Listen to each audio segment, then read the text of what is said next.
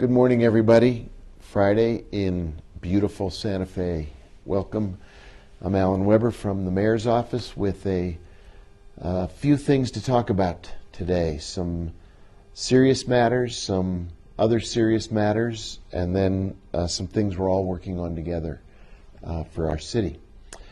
A quick update on COVID-19. The governor had a press conference yesterday. She announced that the transmission rate, I have the newspaper right here to take a look at, the transmission rate is going down in New Mexico. We have a few hot spots, things we need to be concerned about, people we need to worry about, folks still suffering in the Native American community who have been hit hardest in our state, people who are in incarceration, are in jail, are being hit hard. Our effort at the Midtown campus continues to be very successful in containing and controlling the spread of COVID-19 among our homeless community. That's a good thing because we need to make sure that the hot spots that could be in Santa Fe don't catch fire. In general, I think everybody's doing a good job. I think we're all mindful that for us to reopen, we have to stay safe. I see people wearing face covers. When I go out, I see folks continuing to be mindful of the need to practice social distancing. We're continuing to roll out the Santa Fe Promise, which is safe, open, together. That's our pledge to each other, that as we reopen our economy, as the restaurants begin to take us in and let us sit at tables and enjoy the fine food across all of Santa Fe, we will remember to be safe, to use hand sanitizer, to particularly practice social distancing, wear a face covering, and be very mindful of the need to keep each other safe. The face covering doesn't protect you from me, it protects. Wait, it's the other way around. If I wear a face cover, I protect you. It's like a safety belt in your car that protects the other driver. So do wear face covering because it protects everybody you care about, everybody you love, all the people in your family, the people you're hanging out with. We wear face covers to protect others. That's good news. We're working with the downtown community, a task force here to bring the downtown alive, working across the city with restaurants and with the Restaurant Association. If you're listening or watching and you have a restaurant, you are working at a restaurant, and you'd like to be part of this effort to expand the footprint of restaurants outside into parking areas or sidewalks, or if you're in a mall and you want to rope off a little part of the parking area in front of your restaurant, we would love to work with you. We want your footprint to match your needs in order to keep your business, your workers happy, healthy, working hard. Had a terrific phone call this past week with the Secretary of the Department of Health, and the whole subject was testing. Because as our folks go back to work, particularly in the hospitality industry, particularly in restaurants, hotels, we want them to be safe, we want them to be healthy, so everybody who works there, eats there, is a patron or a customer, can be confident that they'll be healthy, safe, and enjoying the experience. The state is working really well on this issue. They're partnering up with Somos to make sure that the immigrant community, where there are workers in the hospitality industry, have free testing that costs those individuals no money, free to that individual. That program will be rolling out here in Santa Fe. It's a great effort by the state and by Somos in partnership. City will help, the county will help. It's another part of safe, open, together. So anything you can do, if you need testing, if you're worried about your safety, your well-being, do the right thing. Tests no longer cost any of us personally money. They should be no charge to the individual. If you have a problem, give the mayor's office a call. We'll help you. This is still COVID-19 time. We haven't beat COVID-19 yet, and it touches everything. It touches the lives of people we love. We have lost more than 100,000 folks across the country, and we need to continue to keep an eye on how that affects all of us going forward. The last thing we can afford as a community is another wave of infection that puts us back into our houses, into our homes, where we'll be in quarantine for 2 more months. So remember, it's not just about safety, it's about reopening and about doing it together. Another part of safety is gun violence. And today is National Gun Violence Awareness Day. The color orange is the color of National Gun Violence Awareness Day, and I have a proclamation on National Gun Violence Awareness Day. The good folks here in New Mexicans Against Gun Violence, Miranda Viscoli, a big shout out to you for all the hard work you do with your entire team to make gun violence awareness a part of teaching in our schools, murals in our communities, taking guns and turning them into turning guns literally into gardening implements. So here is the proclamation.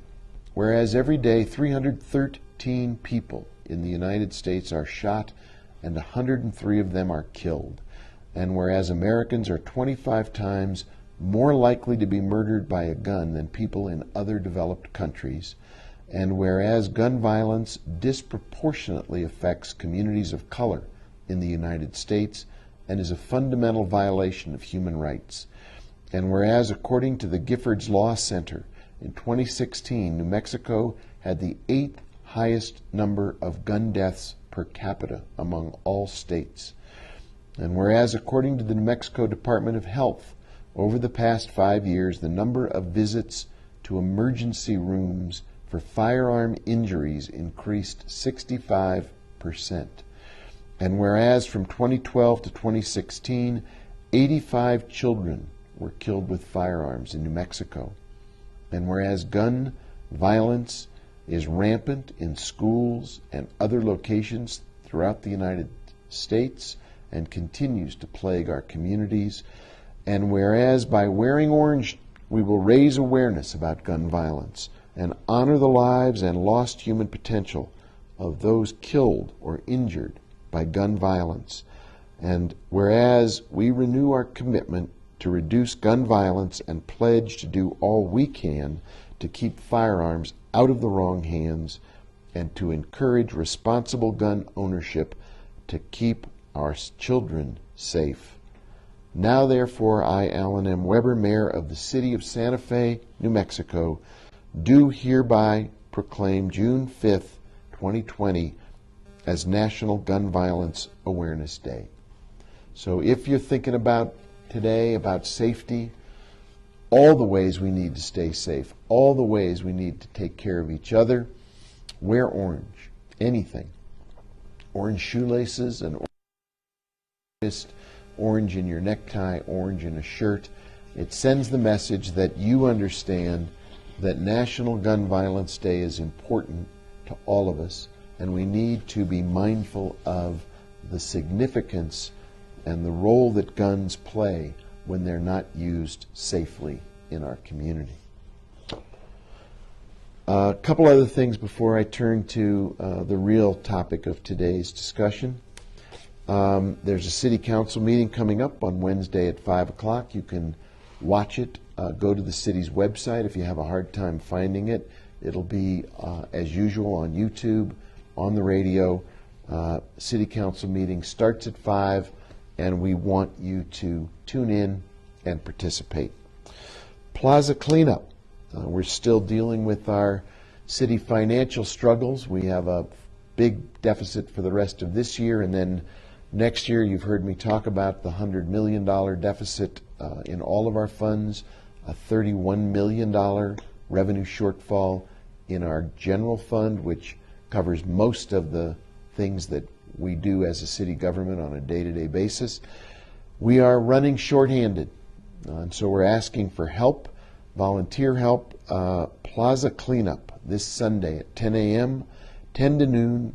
Come on down to the plaza, help clean up the historic heart of Santa Fe. Make sure that the trash is collected and the city looks nice. If you don't want to do it at the plaza, do it in your own neighborhood.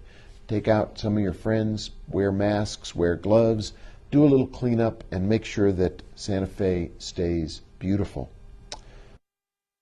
I want to give a particular recognition to the Fiesta Council for the announcement that they made earlier this week. They are going to be very, very careful this year because of COVID-19 with the celebration of Santa Fe Fiesta.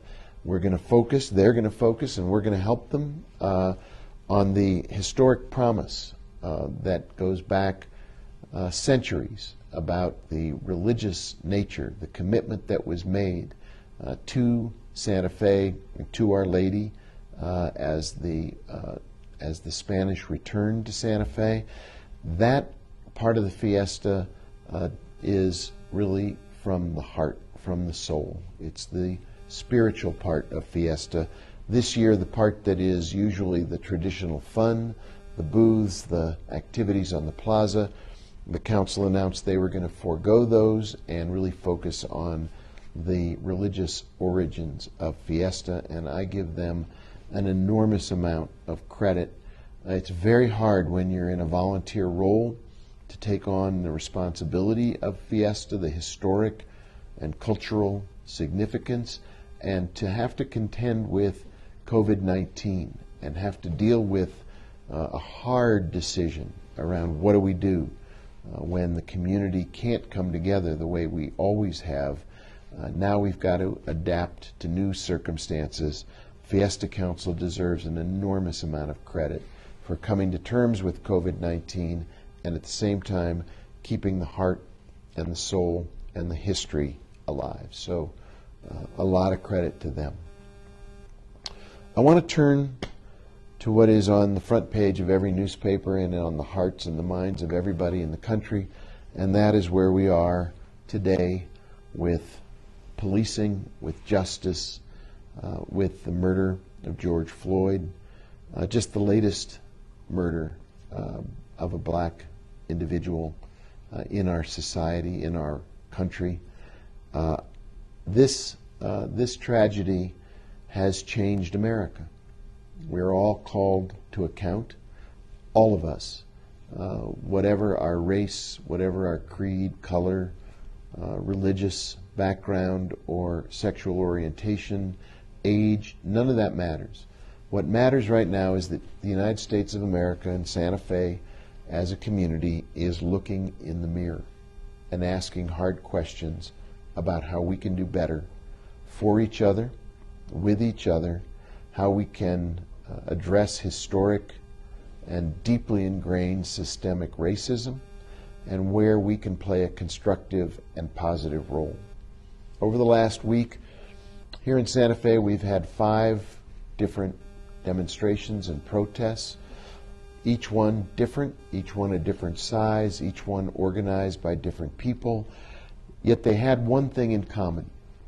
They were constructive. There was anger, but it was righteous anger. And right now, it is a time when it's right to be angry. The anger needs to be channeled in a constructive way and in ways that produce positive change. We need to be honest about things that don't measure up in America, in Santa Fe. I'm heartened by the number of people in our nation who have spoken out, not just at the level of cities or elected officials, but people who come to the business, the work, the historic effort to make America a safer, a better, a more honest, honorable place, to live up to the American promise. It's happening in Washington, D.C. It appears that there'll be another march on Washington, as there was in 1963. A march led by families of those who have been those African American individuals and families who've been murdered over all the years since 1963. You think about the names, the circumstances, the individuals, and this will be a march in all of their honor and in their memory, and with the promise to do better. Here in Santa Fe, all of those 5 demonstrations and protests have had one thing in common, and that is they've been peaceful, because we are a community that recognizes that the way to build is to stay peaceful, that violence begets violence, and that we need to work constructively to hold all of ourselves individually and those in positions of power accountable to do better. Earlier this week, I asked the Santa Fe Police Department for an accounting. There are 2 different documents that are circulating on the web. One is an agenda of police reform that was circulated by former HUD Secretary Castro when he was running for president. The other is a more recent document put together by President Obama called 8 Can't Wait. The idea is to produce a checklist to ask how our police departments across the country measure up on the policy level to see whether we have policies in place that will protect lives and instruct our police officers how we expect them to behave as guardians of the public rather than as some kind of a militarized force used against all of us in the community. I have the preliminary results of that response from the police department, and it's worth going over right now briefly. Once I've had a chance to finalize that report, I'll be releasing it to the entire community. But I think it's important to give our police department credit for the things they do right. At the same time, when things go wrong, we hold them accountable for those mistakes. There are 8 items on President Obama's list. The first 2 are most important at the moment because they're the 2 things that led to the murder of Mr. Floyd. The first is a ban on chokeholds and strangleholds or any kind of neck restraint. You should know that in Santa Fe, our police officers are taught to use those restraints, and our policies do not permit the use of chokeholds or strangleholds. Second thing that happened in Minnesota, in Minneapolis, was 3 officers stood by and watched Mr. Floyd be murdered. Our policies here in Santa Fe require our police officers to intervene when they see any policy being violated, particularly something as egregious and blatantly wrong as using a chokehold or a stranglehold, which is prohibited. So on both of the policies that led to Mr. Floyd's murder, the Santa Fe Police Department has policies in place that would have prevented that from happening. Our police department has policies in place that teach and use de-escalation. All of our officers go through crisis intervention training. They are required to identify themselves as police officers and issue a warning before using their weapon. There are 2 items on President Obama's list that our officers are taught. First, to use all other means before resorting to potentially lethal force, and second, to employ what's called the use of force continuum, where you move from the least amount of force possible to resolve the situation, starting there and trying to keep the situation from escalating. Our police officers are taught that they should not shoot at moving vehicles when they are leaving the scene of a minor situation. The only time they would ever shoot at a moving vehicle, according to our policies at the Santa Fe Police Department, is when someone is using that vehicle as a lethal weapon aimed at someone else or the police officer on the scene. And finally, our police officers are required to do comprehensive reporting. There are supervisor reports of any incident and day-to-day reports that are kept. And in addition, as has been asked in many emails, our officers wear the lapel cams and they keep them on as an incident unfolds. At the same time, in response to the current challenges to policing across the country and to our department here in Santa Fe, this month Chief Padilla is beginning to roll out a new series of trainings to recognize implicit bias that will go on for all of our officers in the weeks ahead, recognizing that you can never do too much, you can never be overtrained, you can never, ever take anything for granted. Now, none of this is designed to say that our Santa Fe Police Department can't do better and is trying to do better. We recently, when it comes to diversity, we recently welcomed 12 new police officers to our Santa Fe Police Department. 7 of those officers were men, 5 were women, beginning to increase the representation in the Santa Fe Police Department of women to make sure that diversity is reflected in our police department.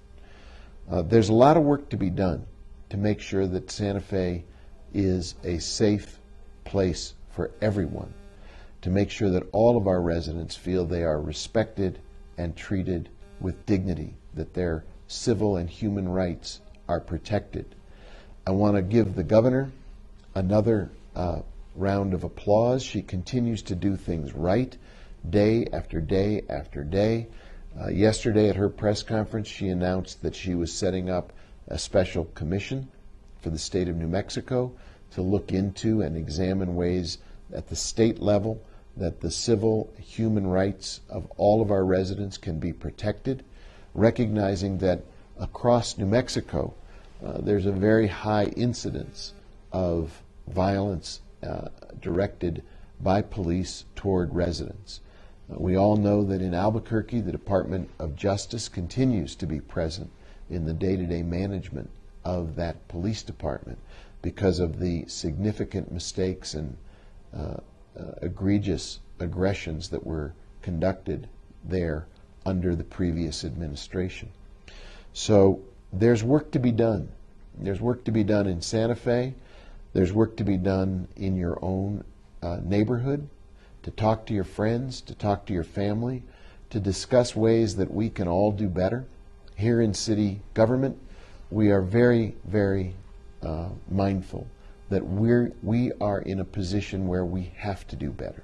It's my job, it's the job of the chief of police, it's the job of the city manager to do a much better job of reaching out to everybody in the city of Santa Fe at the community level, across the city, to generate a relationship that is positive, to generate a feeling of trust and community engagement. At the end of the day, the only thing that ties us together when it comes to policing is trust. We have to be able to believe and to support a police department that passes these 8 can't wait tests, and that not only has the policies on the books, but practices those policies every single day in engagements, in everyday interactions with members of the community in Santa Fe. Yesterday, I was very gratified to read 2 letters to the editor in the New Mexican, recounting ways in which the Santa Fe Police Department did exactly that. They stepped up in situations that could have been very, very adversarial and treated people with respect and dignity and de-escalated the situation and became guardians of our community, took care of people, and helped people. We need to make sure that happens every single day across the city. I have an invitation to you, and it's very simple.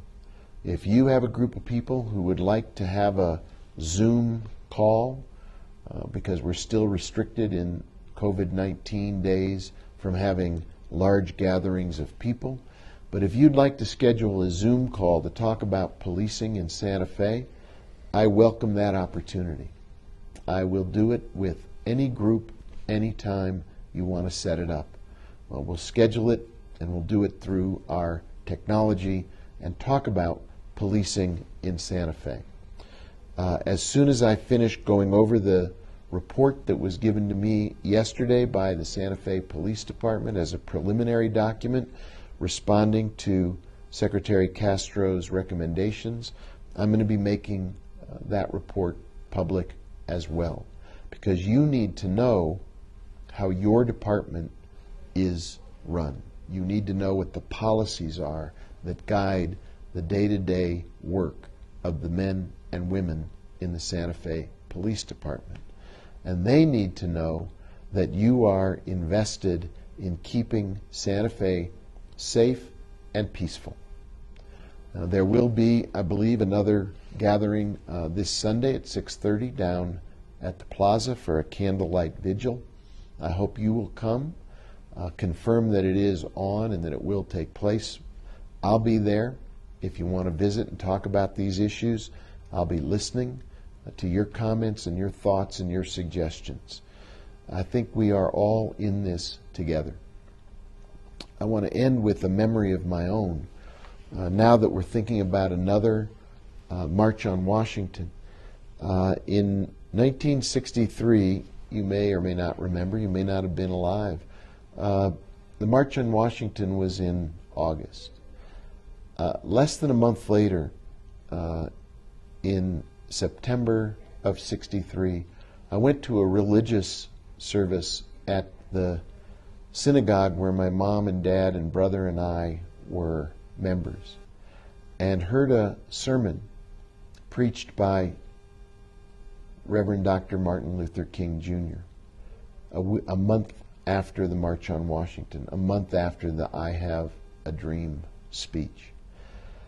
And I remember vividly that day. I remember exactly where I sat. I remember there were 3,500 people in a sanctuary that wasn't supposed to hold 3,500 people, but everyone wanted to hear what Dr. King had to say. What he said was that as a nation, we're either going to rise together or we're going to fall apart together. We're either going to take care of each other or we will all go our separate ways, and the nation as a country, as a community, would fall apart. The key to nonviolence, he said, is love.